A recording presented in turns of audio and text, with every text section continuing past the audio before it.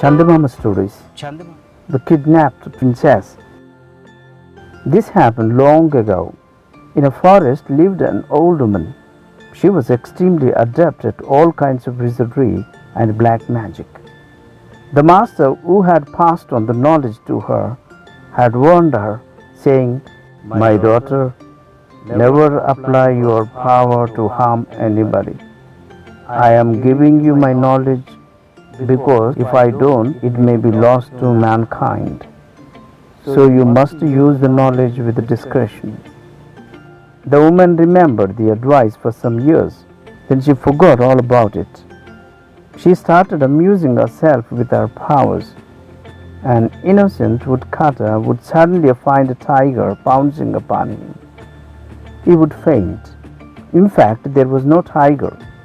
The woman created an illusion to see the fun of it. However, people outside the forest came to know about the woman's uncanny powers. They feared her. At the same time, they approached her to get their problems solved. The woman helped them if she was pleased. The people who benefited by her help heaped gifts on her and flattered her. She grew very proud. She moved about in the forest like an empress.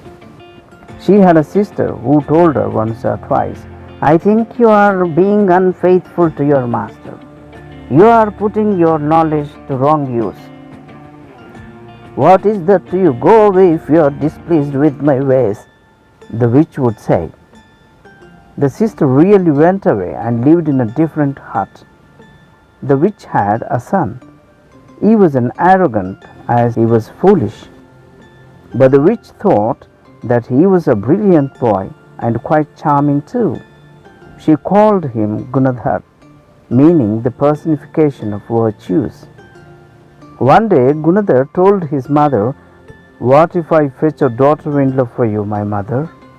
The witch smiled and said, "My son, I was going to tell you about it to myself." She taught him a hymn and said, "Go and stand before the magic mirror and recite the hymn. Then tell the mirror to show the face of the most beautiful girl in the kingdom." Gunadhar jumped with joy. He did as advised by his mother.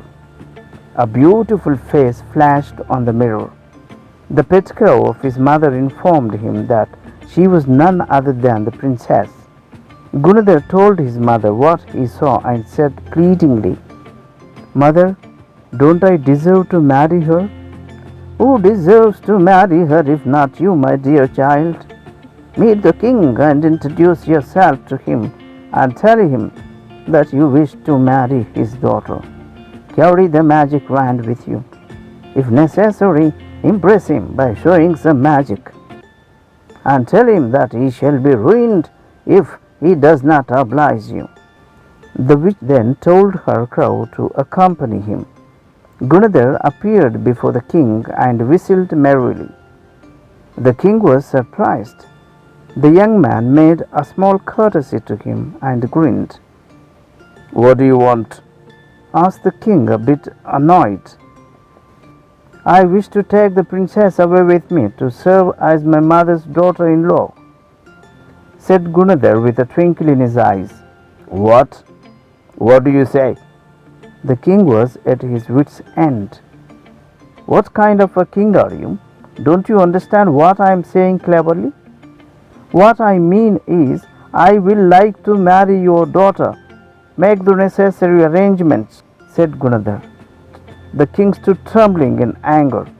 Gunadhar did not realize that. He said, "My dear king, what stops you from showing me the courtesy which a would-be son-in-law deserves?" The king controlled his passion and said, Right. We will give you what you deserve." He clapped his hands. An attendant came running. "Call the executioner," ordered the king.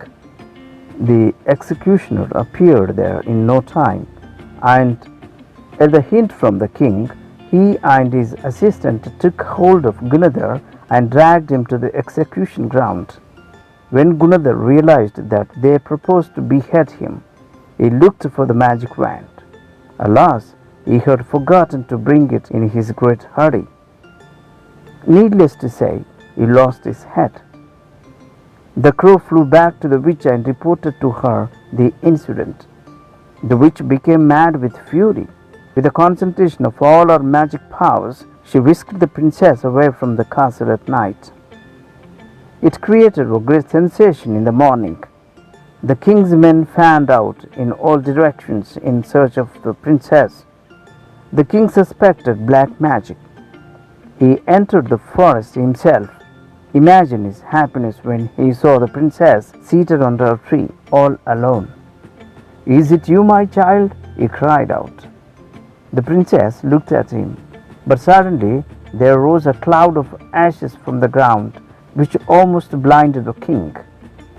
And from the screen of the ashes emerged a terrible-looking demon. It rushed upon the king. The king had to retreat. The king tried to go near the princess again the next day, but the same situation was repeated. The king's general, his minister, and his other senior officers too tried to approach the princess, but they were all driven away by the demon who emerged from the ashes every time.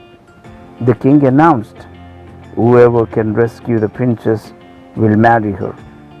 Several young men took up the challenge and tried to approach the princess, but the fearful demon made them take to their heels, and some of them did not know that they could run so fast. One or two swooned away. A young man named Madhav, who did not know anything about the king's announcement, watched the drama. He was a physician's son, and he had been to the forest in search of some herbs. Whenever the cloud of the ashes subsided, he could see the princess sitting alone and weeping. He felt convinced that the man or the woman who had cast a spell on her can alone free her from the spell. Madhav looked for the culprit here and there. He saw a hut, but it was deserted. But a crow flew out of it and cawed on, attracting his attention to it. It flew in a certain direction, halting from time to time, enabled the young man to follow it. Following the crow, the young man reached another hut in which lived the witch's sister. When Madhav told her about the plight of the princess, she said, "I know about it. My sister, the witch, was so angry at the death of her son that she wanted to change the princess into a beast. But the princess was a devotee of Mother Durga. My sister's spell did not work on her. My sister was blind with fury. She uttered some incantation and went up in flames herself. She had made me promise that I will spread the ashes around the princess. I did so.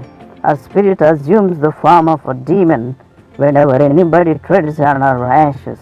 "Is there no way to liberate the princess?" Madhav asked anxiously. "There is. When my sister began to burn, she also began to repent for what she had done. She said that one who can decipher the meaning of the verse will be able to liberate the princess," said the witch's sister. "What is that verse?" asked Madhav. Said the old woman with a murmur, "1,000 sprang to life with her power. The princess becomes your wife." As soon as Madhav heard the verse, its meaning became clear to him. The sacred river Ganga had brought to life 1,000 ancestors of Bhagirath. The Ganga flowed through the forest. Madhav fetched the sacred waters and sprinkled on the ashes of the witch. No demon appeared anymore. He rescued the princess. As promised by the king, she became his wife. That's the end of the story. Thank you for listening.